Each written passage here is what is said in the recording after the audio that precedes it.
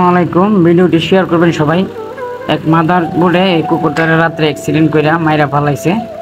যদিও কুকুরটা মরে নাই, যখন গাড়িটা উপরে উড়াইছে, মোটরসাইকেল উড়াইছে, তখন কিন্তু মরে নাই।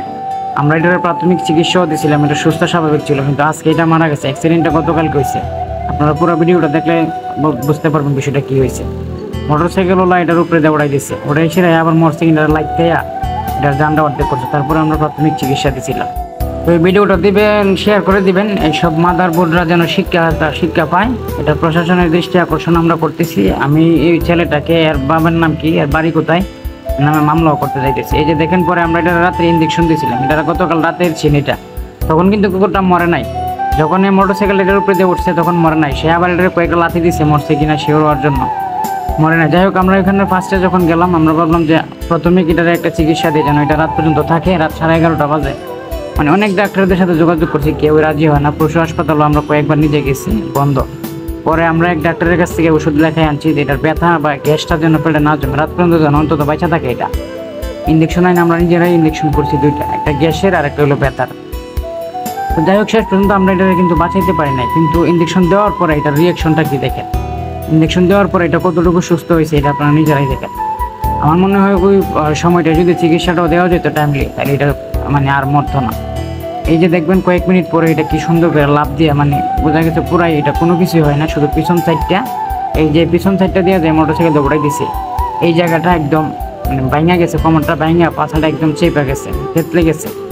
প্রাণী তো ভাই, এটা মানুষের যে এটা জানার সত্যি। এই যে দেখেন, ইঞ্জেকশনটা দেওয়ার পরে আমরা যখন এটারে ওই শুকনাটা নিতে চাইছি, শুকনা বিছানায় আমরা যখন নিতে চাইছি এটারে, তখন এটার রিয়াকশন হলো এরকম লাভ দিয়ে উঠছে। তারপরে দেখেন আরও সামনে দেখেন কি অবস্থা। আরও যখন আমরা এটার উপরে যখন মাথায় পানি দিছি, খাবারের পানি যখন দিছি, তখন এটা আরও সুস্থ স্বাভাবিক আমরা বুঝতে পারছি। কিন্তু সারা রাত্রে এটা চিকিৎসার অভাবে এটা মারা গেছে। আমাদের এই হলো দেশের অবস্থা। ডাক্তার বলেন, যত মানে প্রাণী যে অধিদপ্তর আছে, আমরা তাদের সাথে যোগাযোগ করছি, পশু হাসপাতালে যোগাযোগ করছি, তো কোনো শালার প্রতি মানে সারা দিতে রাজি না। 999-এ ফোন দিছি, ফোন ধরে না। একবার ফোন ধরছে, ধরে বলতেছি ভাই কি করা যা, বলতেছে অ্যাম্বুলেন্স পাঠাবো, অ্যাম্বুলেন্সের ভাড়া আপনারা দিবেন। ঠিক আছে, অ্যাম্বুলেন্সের ভাড়া দিব, আর এটার চিকিৎসাটা কীভাবে আমরা করতে পারি আমাদের এই সহযোগিতা করেন। এই দিকে কেউ নাই। হ্যাঁ, আবার হিন্দুদের চলতেছে পূজা, শহরেও গাড়ি গুড়ি নিয়ে এক সমস্যা। তো আমার কথা হলো ভাই, যে এটারে মারছে এর কি শত্রুতা মেয়ে কুকুরটা করছিল, এর কি জায়গা নিছিল, বাড়িঘর নিছিল, মানে এদেশের সাথে কিসের শত্রুতা? তুই যদি বেড়াগিরি করতে চাস, পাওয়ার থাকে, তুই এই হেডামলা লোকের তুই মানুষের সাথে না ঝগড়া করবি, মানে কুকুর প্রাণীদের সাথে তোর কিসের শত্রুতা বা কিসের জোর দেখাস, কিসের ক্ষমতা দেখাস? আমার মনে হয় আর মা খারাপ নাহলে বাপ খারাপ, যে কোনো একটা তো অবশ্যই খারাপ।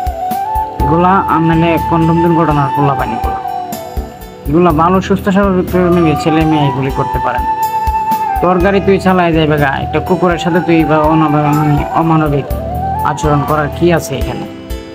তো শেষ পর্যন্ত আমরা এই চাদরটা কি করব বুঝতে পারতেছিলাম না। এটার উপরে দিলে কি শরীরটা গরম হবে, আরাম হবে, না কি করব বুঝতেছিলাম না। শেষ পর্যন্ত আমরা অনেক এই যে দেখেন কুকুরটা নড়াচড়া, সামনে দিকে নড়াচড়া করতেছে, কিন্তু পিছনটা মানে পিছনে 1%ও সে সুস্থ নয়, পিছনটা 1%ও সে শক্তি পাইতেছে না, একদম বাজ হয়ে গেছে পিছটা। পরে আমরা চিন্তা করছি ছালা দিয়ে ডাইকা রাখলে অন্য কোনো গাড়ি যদি বুঝতে না পারে, রাতের বেলা যদি আসে যদি উঠাই দেয় এটার উপরে, পরে এক প্রকার আমরা ছলাটা আমরা করে সবাই পরামর্শ করে আমরা যে কজন ছিলাম সরাই দিচ্ছি। এরপরে এই যে দেখেন এই সিনটা দেখেন, যখন আমরা রাতে এটা পানিতে দিচ্ছি, শেষ পর্যন্ত যখন আমরা ভাবলাম যে মাথায় একটু পানি দিয়েছি, একটু অ্যাক্সিডেন্ট হয়েছে, মাথায় পানি দেওয়ার দিচ্ছি। তারপরে ওই যে নারিকেলের ইয়েটাতে আমরা পানি দিয়ে আসছি, যদি এটা টাবের ইয়েটাতে, এই যে পানি দেওয়ার পরে এই যে দেখেন সামনের জায়গাটা এটা কিন্তু সুস্থ স্বাভাবিক, আর পিছনটা একদম কিন্তু একদম মায়ের খেয়ে গেছে, পিছটা একদম শেষ।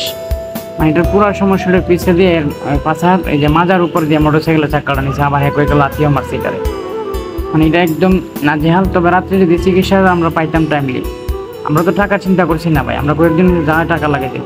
এই হচ্ছে এটা হলো আজকের ঘটনা। আজকে আসার পথে দেখি নামাজ পড়া দেখি এটা মারা গেছে।